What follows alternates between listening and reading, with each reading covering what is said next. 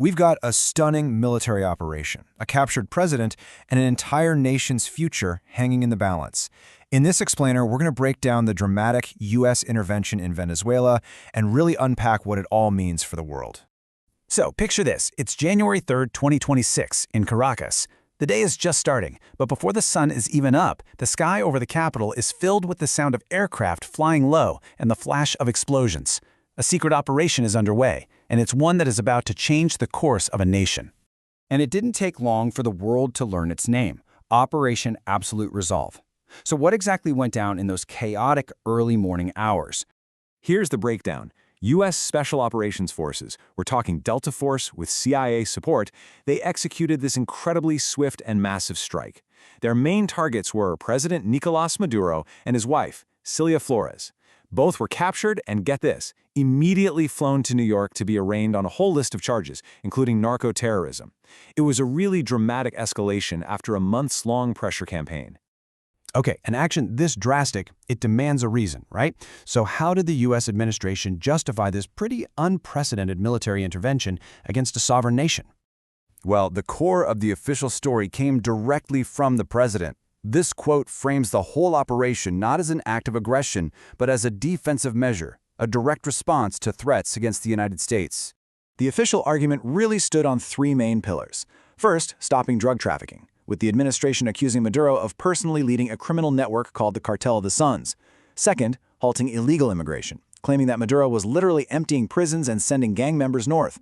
And third, there was a humanitarian justification pointing to the profound economic crisis that has been crippling Venezuela for years. But, you have to ask, how well do these claims actually hold up to scrutiny? On the drug trafficking issue, the official narrative is challenged by multiple sources. The DEA itself says that Venezuela is a pretty minor player. Most of the cocaine headed for the U.S. actually travels through the Pacific, and fentanyl, the deadliest drug, is mainly produced in Mexico and comes overland. And what about that gang threat? The administration specifically named the Tren de Aragua gang. But here's the thing. An April 2025 report from the U.S. National Intelligence Council directly contradicts this. It states the Maduro regime probably does not have a policy of cooperating with the gang or directing its movements into the U.S. That's a pretty big disconnect. So, if the official justifications seem a little debatable, many analysts are pointing to another, far more tangible motive. Let's talk about oil. Yeah, this number says it all. 303 billion. That's billion with a B. That is the estimated number of barrels of proven crude oil reserves in Venezuela. To put that in perspective, it is the single largest proven reserve on the entire planet. And this isn't just speculation. The president himself made the connection explicitly clear. In his press conference right after the operation, he laid out this vision where American oil companies would go in to rebuild Venezuela's industry. So the link to oil isn't a theory, it's part of the stated plan. But there's a huge gap between potential and reality. While Venezuela is sitting on the world's largest reserves, its industry is, as experts from the Brookings Institution call it, a shambles. Production has plummeted from over 3 million barrels a day in 2000 to under 1 million. Reviving it isn't a quick fix. It's going to take years and billions of dollars in investment. This is why the idea that oil sales could immediately pay for the U.S. presence, a claim made by the administration, has been dismissed by experts as nonsense. The infrastructure is just too broken for a rapid recovery. So how did we get here? I mean, this intervention didn't just happen in a vacuum.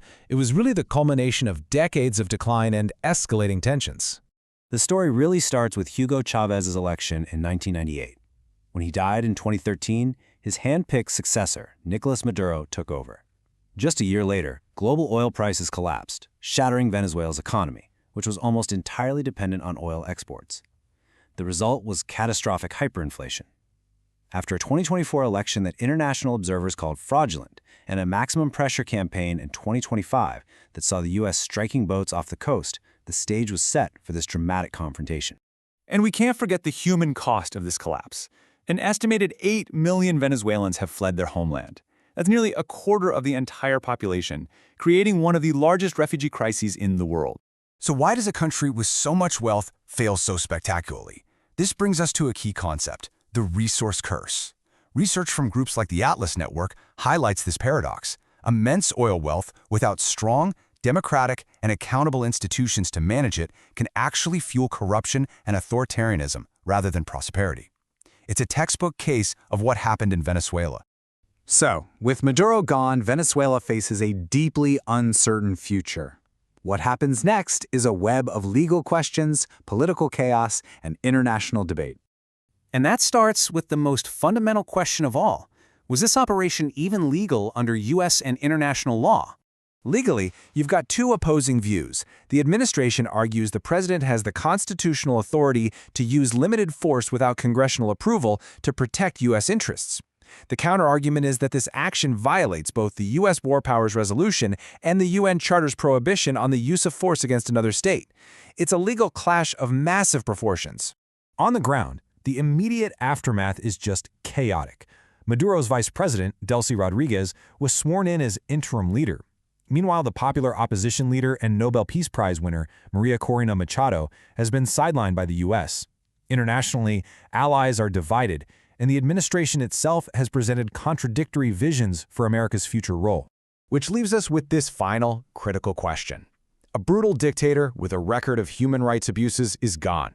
But in the vacuum he leaves behind, who will ultimately shape Venezuela's destiny? Will it be the Venezuelan people who have fought for democracy for years? Or will it be foreign interests drawn by the allure of the world's largest oil reserves? The answer remains unwritten.